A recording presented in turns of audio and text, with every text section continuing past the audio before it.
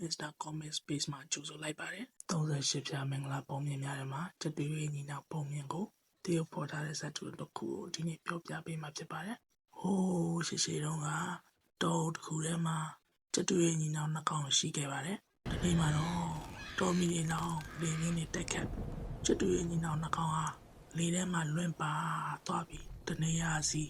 ကွဲသွားကြပါတယ်အခုဖြစ်သူချက်တွေရဲ့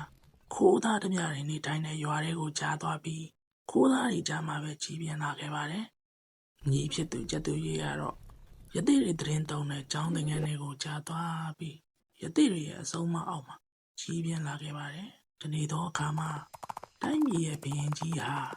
တောကစားရင်နဲ့လမ်းမပြီးခိုးသားတွေရှိရာတောထဲကိုရောက်သွားခဲ့ပါတယ်။ဒီအခါမှာ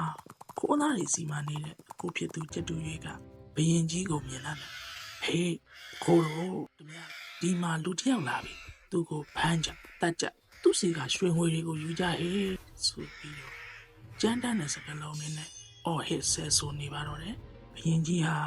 ကြောက်လန့်ပြီးထိုနေရာကနေအမြန်ထွက်ပြေးလာခဲ့ရသေးတွေရှိတဲ့အကြောင်းသင်ခန်းကိုရောက်သွားပါတယ်ဒီခါမှာတော့ရသေးတွေစီမှာရောက်နေတဲ့ညီဖြစ်သူချက်တူရေးကဘရင်ကြီးကိုမြင်တဲ့အခါအလွန်ရင်ကျွေးစွာနဲ့အရှင်မင်းကြီးကြွလာပါဝမ်းသာပါတယ်ဒီမှာရေတောက်တော်မူပါအနားယူတော်မူပါရသေးကြီးတွေလည်းမကြခင်ကြွလာပါလိမ့်မယ်ချိုသားစွာနှုတ်ဆက်စကားဆိုပါတယ်ဘရင်ကြီးဟာရုပ်ချင်းတူပေမဲ့စိတ်နေစိတ်ထားနဲ့စကားအပြောအဆိုကွဲပြားလုံးနဲ့ကြက်တူရဲ့နှာခေါင်းအကြောင်းကိုစဉ်းစားမိရဖြစ်နေပါတယ်ထို့အခါရသေးချောင်းကကြက်တူရေးကရှင်းပြပါတယ်ရှင်မင်းကြီးကျွန်တော်အကူကတော့လူမိုက်တွေဖြစ်တဲ့ခိုးသားတွေနဲ့ပေါင်းဖော်ခဲ့လို့သူစကားတွေကရိုင်းဆိုင်နေတာပါကျွန်တော်ကတော့ပညာရှိရသေးကြီးတွေနဲ့ပေါင်းဖော်ခွင့်ရလို့ရင်ကျေးတာဖြစ်ပါတယ်